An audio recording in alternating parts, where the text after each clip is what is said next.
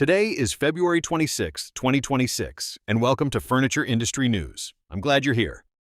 There's a lot happening across the furniture landscape right now.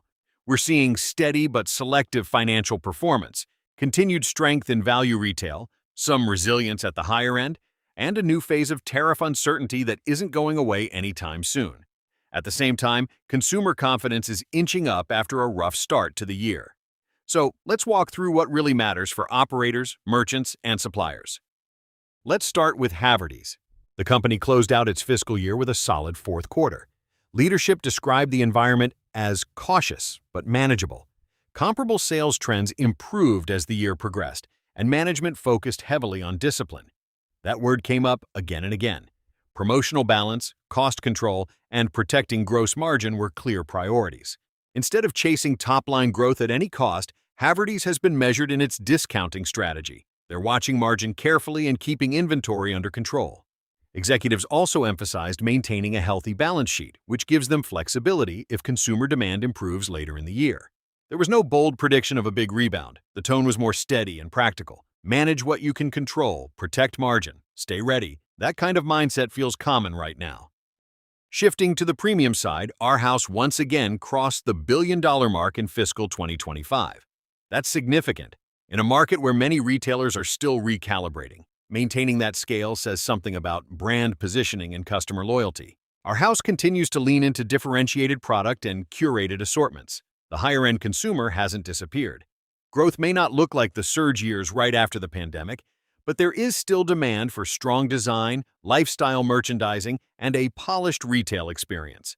The takeaway here is that premium is holding, even if growth is more measured. The value channel remains a major force. Home goods reached a new milestone at a time when traditional brick-and-mortar competition is shrinking. At the same time, TJX companies posted record sales and fiscal fourth quarter growth. Consumers are still being careful with their money. Trade-down behavior is real. Shoppers are open to alternative channels if they believe the price and value are aligned. The treasure hunt format continues to resonate. For traditional furniture retailers, this is both a warning and an opportunity. Value retail isn't going away. If anything, it's gaining share. The question becomes, how do you defend your position? Through service, assortment, financing, experience? Those are strategic conversations happening in boardrooms right now. Let's talk categories for a moment. In the latest Top 25 store performance analysis, upholstery took the top spots in the sales race. That's notable. Even in a slower housing cycle, consumers are still investing in comfort-focused pieces. Sofas and sectionals continue to anchor showroom floors. Retailers who refreshed assortments and emphasized customization appear to be benefiting most. Case goods still matter, of course, but upholstery is clearly carrying a lot of weight right now. If you're allocating floor space or adjusting inventory plans, that data point should not be ignored. On the contract side, H&I posted full-year gains, although its fourth quarter reflected a loss tied to the Steelcase transaction. The loss was connected to the deal itself, not necessarily core operational weakness. Underlying performance across core segments improved. This highlights something we're seeing across several segments of the industry. Consolidation continues. Strategic acquisitions can pressure short-term earnings, but leadership teams are betting on long-term positioning and scale advantages. Leadership transitions are also shaping the retail landscape. At RC Willey, new leadership is building on established practices rather than overhauling the business. The focus is on continuity, culture, merchandising discipline, and operational consistency. In a volatile retail environment, that steady-hand approach may be more valuable than bold experimentation. Refine what works, strengthen the foundation, avoid unnecessary risk. That seems to be the philosophy. Technology is another theme that keeps surfacing. Artificial intelligence is no longer just for large chains with deep pockets.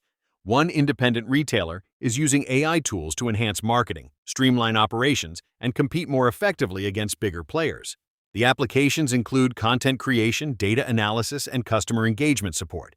By automating certain tasks and improving decision speed, smaller operators can extend their reach without adding headcount. That's a big deal. AI is starting to level the playing field in certain functional areas. Now, we can't ignore tariffs. After the recent Supreme Court ruling, we're entering a new phase of tariff uncertainty. Legal questions may have been addressed, but operational and financial impacts are still unfolding. Tariff authority remains intact in important areas. Future adjustments are possible, and businesses should prepare for continued unpredictability. In other words, the hard part may just be beginning.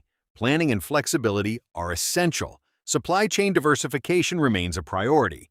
If anyone was waiting for tariff volatility to simply disappear, that doesn't appear to be happening.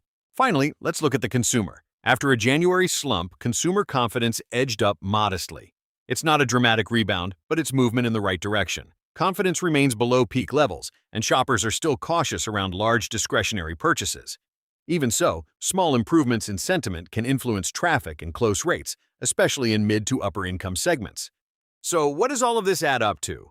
We're not in a boom cycle, but we're not in collapse either. Growth is selective, upholstery is leading, value channels are strong, premium brands are holding their ground. Consolidation continues in the contract space, AI adoption is accelerating, and tariffs remain a complicating factor. The common thread across these stories is discipline. Discipline in pricing, discipline in inventory, discipline in capital allocation. The retailers and manufacturers who are navigating this period best are the ones staying focused, watching margins closely, and remaining flexible enough to adjust as conditions shift.